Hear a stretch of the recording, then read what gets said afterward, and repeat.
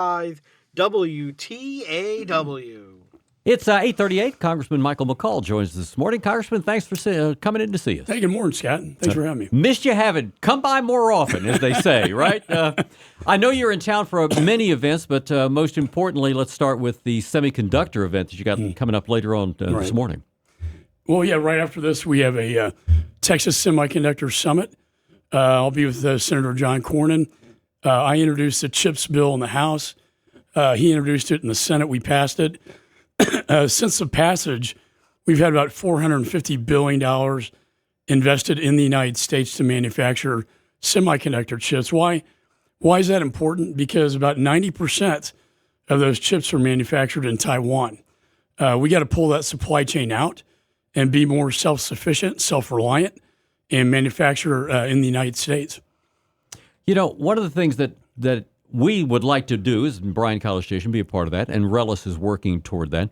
But I don't know what your thoughts might be when it comes to water, because water is what we need for industry to come in, for people to be supported. And Brazos and Robertson County are having to fight for possibly water that's going to be diverted to Williamson County and over in the Luling area. And again, that's near your district or in your district. So the concern that one portion of the district will be able to be benefited by that and the other one will not. Now, that's a state issue. And of course, you're a federal elected official. Right. But the idea of the importance of water overall is critical to all Texans. No, of course. You know, I was with farmers and ranchers yesterday at the Farm Credit Union. And, you know, long term, Relis is doing some amazing work, small modular nuclear reactors. And we're talking a lot about desalinization. I think long term, this is going to be the answer for the state of Texas, is to have desalinization through these small modular nuclear reactors that can do it far more cheaper than, say, what Saudi Arabia does. And so it's going to be a fact that we're going to have to deal with, I think, long-term in the state of Texas. With respect to the semiconductor chips, this is an idea that Mike Pompeo came to me with when I chaired the China Task Force to get off this reliance of semiconductor chips that's so vulnerable to China invading Taiwan. If that invasion took place, and it very well could, it would literally shut down 90% of the advanced semiconductor chips in the entire world. It would send us into an economic tailspin, and we saw that with COVID. And so I think it's vitally important to our national security. It's in our most advanced weapon systems that we have today. It's everybody's cars, everybody's electronics, your phones, you know, all that. You're dependent on these semiconductor chips. And then when you make them smaller, that gets you into what's called AI. That's artificial intelligence. And that is where our military is going.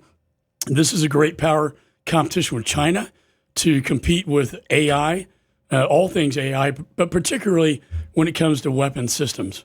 Now, you, of course, co-founded the caucus when it came to microchips. I mean, you brought that to Congress. Yeah. So you probably can give us a better idea. I mean, real world today, if we had this funded, how long does it take to build these companies, these manufacturing organizations to put the chips out? Well, you know, Samsung is a good example here in the state of Texas. About a $40 billion investment by Samsung.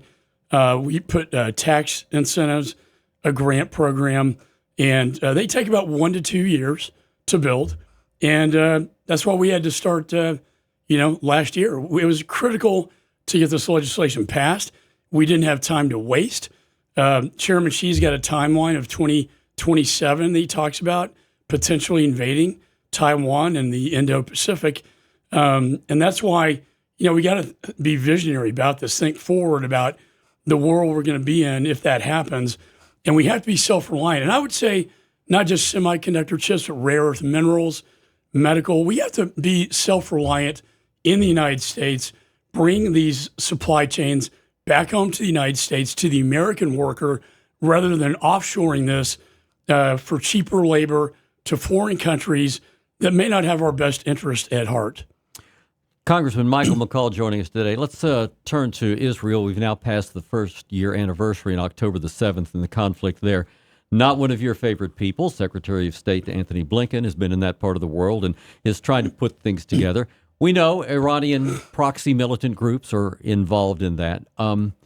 He says that negotiators will be returning soon to move forward with this project. Is that how you see it? What kind of timeline do you see in Israel? I think the administration, I think, has held back Israel's progress. They've made great military progress. They took out Sinwar, the leader of Hamas. They took out the top leadership of Hezbollah in Lebanon. They stopped two, rocket attacks by Iran. Ballistic missiles fired at Israel were literally stopped. So they've had great success, but they are withholding. They being our administration, withholding weapons I've signed off on to go to Israel to help them defend themselves. What is Israel doing? They're fighting our enemies. They're enemies of Israel, but they're also enemies of the United States. That being Iran, Hezbollah, Hamas, Houthi rebels, all are very anti. They call us the great Satan, the big Satan, and Israel the little Satan. So they're fighting for us. I think these ceasefire negotiations were hopeful, but I do think they've been a delay tactic for the terror organizations. What I look forward to is to build on the success of the military and then move into normalization talks between Saudi and Israel. This is probably what precipitated October 7th. They saw the Saudis talking to Israel about normalization. What does that mean? That means a security peace agreement between the Saudis and Israel that nobody thought was ever possible. It would be a total game changer in the Middle East. I talked to the Saudis. They're very intent on moving forward with this, but we have to be done with Hamas in Gaza. We have to stop the terror attacks, and then we can move forward with a new world in the Middle East where the Saudis, the United States, and Israel are all in a security alliance together against the terrorists. And then the Arab nations can deal with the Palestinian governance issue that's so vitally important. As chairman, you obviously see the big picture internationally. We're less than 2 weeks from an election. If the leadership changes, even between the transition of Election Day being settled and Inauguration Day, what could you see happening in Israel?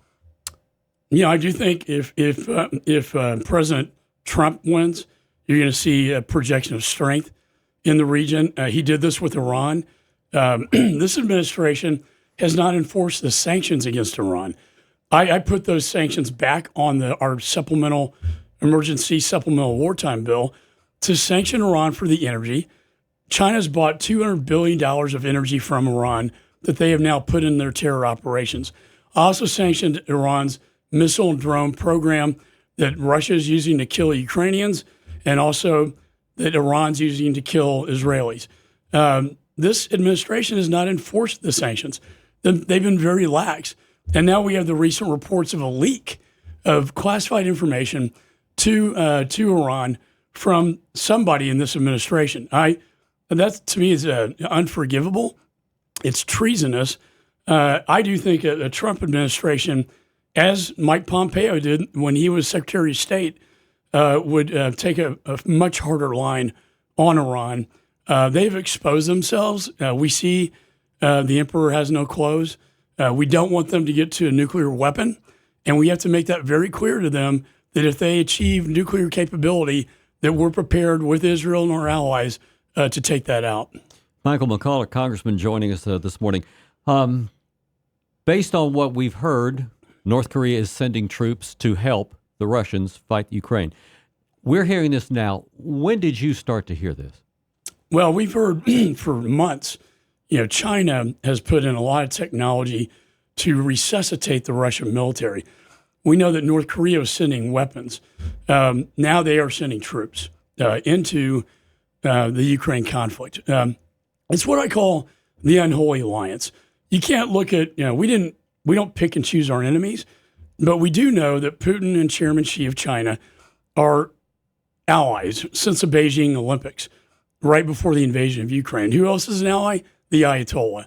Putin invited Hamas into the Kremlin right after October 7th. So we got the Ayatollah, you got Chairman Xi and Putin, and now Kim Jong-un. All four of these dictators are joined together against the Free West to take out our allies.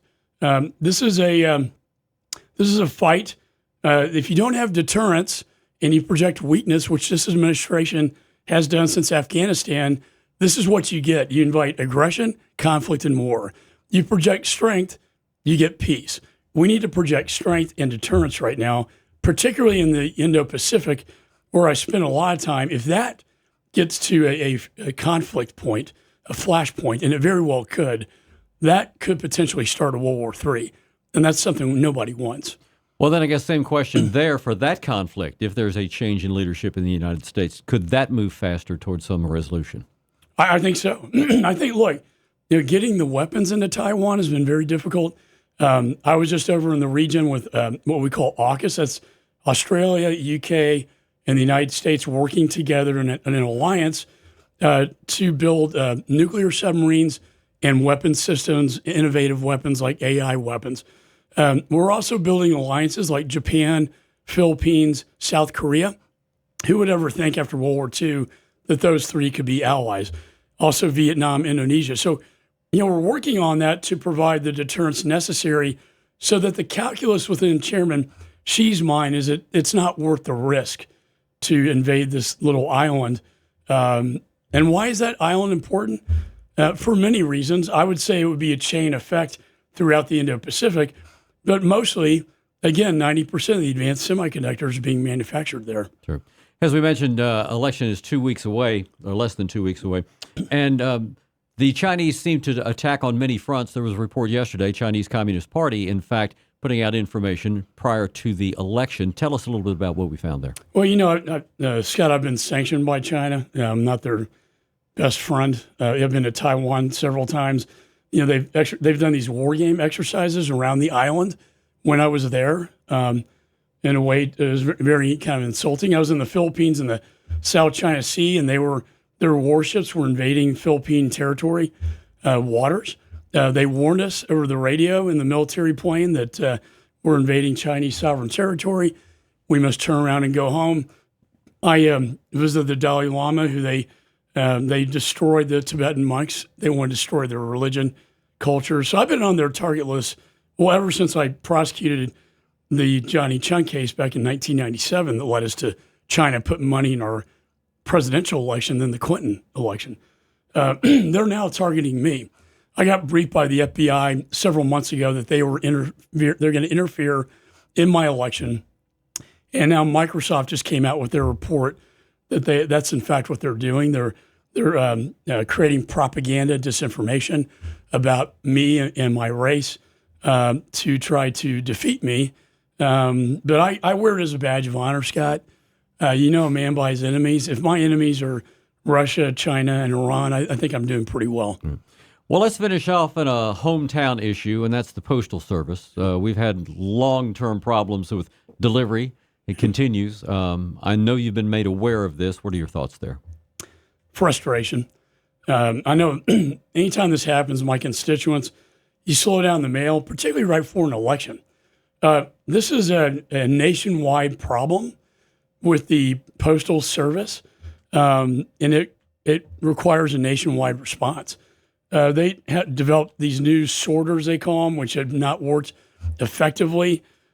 So we're sending a letter today to the Postmaster General, and we're looking at legislation to fix this problem. And if we have to hold back salaries at the top levels of executives in the Postal Service, so be it. But it's inexcusable. And this is a bipartisan issue.